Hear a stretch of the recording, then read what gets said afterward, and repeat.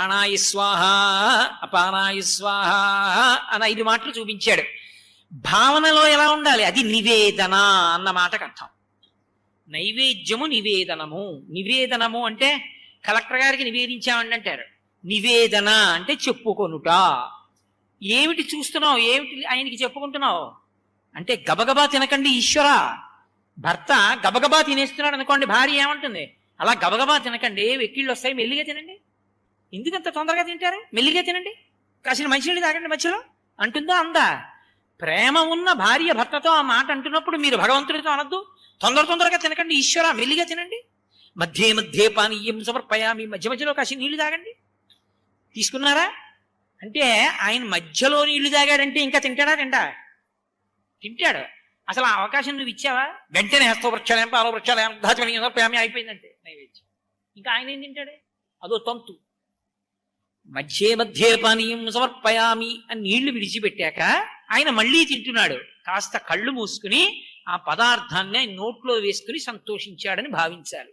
అప్పుడు ఉత్తరాపోసనం సమర్పయామి, మళ్ళీ కడుపు నిండా తాగండి నీళ్లు. చేతికి చక్ర పొంగల్ అంటుకుంది కదూ, కడుక్కోండి. హస్తౌ ప్రక్షాళయామి, నీళ్లు పోశారు. ఏదైనా తింటే కాళ్ళు కడుక్కోవాలి. పాదౌ ప్రక్షాళయామి, కాళ్ళు కడుక్కోండి. శుద్ధ ఆచమనీయం సమర్పయామి, 3 మాటలు నీళ్లు పుచ్చుకోండి. శౌచం ఉంది. ఇప్పుడు ఈశ్వరుడు యొక్క నైవేద్యంలో నిజంగా అనుభవించి పెడితే, మనసు నిలబడితే అప్పుడు అది నైవేద్యం.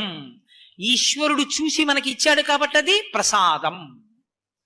ప్రసాదం తీసుకుంటే ఏమవుతుంది అంటే, ప్రసాదాన్ని లోపలికి పుచ్చుకుంటే మనం తిన్న ఏ పదార్థంలోనైనా సరే 6వ వంతు మనస్సుగా మారుతుంది. ఈశ్వర ప్రసాదాన్ని కళ్ళకద్దుకుని నోట్లోకి పుచ్చుకుంటే 6వ వంతు మనస్సు అవుతుంది. మనస్సు సంకల్ప వికల్ప సంఘాతము.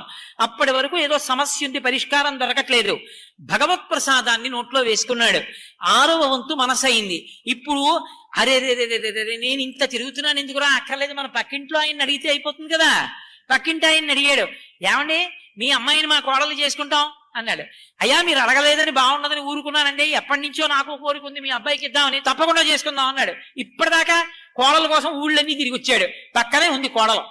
ఎప్పుడు అర్థమైంది? భగవత్ ప్రసాదం 6వ వంతు మనసు అయితే పక్కనే కోడలు ఉందని తెలిసి వచ్చింది. అందుకని ప్రసాదాన్ని కళ్ళకద్దుకు నోట్లో వేసుకుంటారు. ప్రసాదం మాకొద్దంటే ఏమీ అవదు, ఈశ్వరుడి యొక్క కటాక్షము లభించదు. అందుకే సత్యనారాయణ స్వామి వరస కథలో ప్రసాదం అక్కర్లేదంటే పడవలు వెలిగిపోతాయి, ప్రసాదం తినకపోతే పడవలు ముంచేసే శాడిస్తే భగవంతుడు కాదు. ఈశ్వర ప్రసాదమును తిరస్కరిస్తే ఈశ్వరుని యొక్క అనుగ్రహమును తిరస్కరించినట్టు. ఈశ్వరానుగ్రహం తిరస్కరిస్తే వేలపట్టున వర్షాలు ఎందుకు పడతాయి లోకంలో? ఎందుకు సంతోషంగా ఉండడం కుదురుతుంది? కాబట్టి ఈశ్వర ప్రసాదం అనగా ఈశ్వరుని యొక్క అనుగ్రహము, అది నివేదన చేత సిద్ధిస్తుంది. ఇప్పుడు పూజ, ఈ పంచసంఖ్యోపచారిణి, ఈ 5 ఉపచారములను శ్రద్ధగా నువ్వు చేస్తే నీకు జ్ఞానేంద్రియములను భగవంతుడు ఇచ్చినందుకు కళ్ళు, ముక్కు, చెవి, నాలుక, చర్మము, ఈ 5 ఇచ్చినందుకు ఈ 5టికి కృతజ్ఞతావిష్కారమునకే పూజ అని పేరు. మరి మిగిలిన ఉపచారాలు ఎందుకు? ఎన్నో చేస్తున్నాం కదా. ఏదో ఛత్రం ధారయామి, చామరం విజయామి, నృత్యం దర్శయామి, గీతం శ్రావయామి, వాద్యం ఘోషయామి, ఆందోళికాన్ సమర్పయామి, దర్పణం దర్శయామి.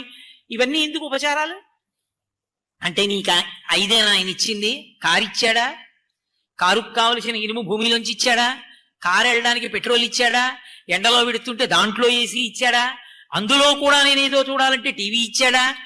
ఎక్కడున్నా భార్యాబిడ్డలతో మాట్లాడాలంటే ఓ సెల్ ఫోన్ ఇచ్చాడా? ఆఖరికి 2 చక్రాల వాహనం మీద పెడుతూ కూడా మాట్లాడి వాడు యమపాశంలో ఎదుటివాడి మీద పడిపోతాడు, కింద పడిపోతాడు. యుక్తాయుక్త విచక్షణకి బుద్ధిస్తే పక్కన పెట్టి వాడుకుంటున్నావా? ఇన్నిటిని ఈశ్వరుడు ఇచ్చాడు. ఇల్లు ఇచ్చాడా? ఇంట్లో గదులు ఇచ్చాడా? గదుల్లో బల్లలు ఇచ్చాడా? కుర్చీలు ఇచ్చాడా? ఓపిక ఇచ్చాడా? ఆరోగ్యం ఇచ్చాడా? వాక్కి ఇచ్చాడా? తింటే జీర్ణమయ్యే శక్తి ఇచ్చాడా?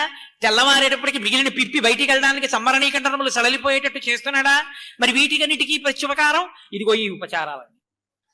అందుకని ఆవిడ చతుశ్చోపచారాఢ్య 64 ఉపచారాలు చేస్తారు.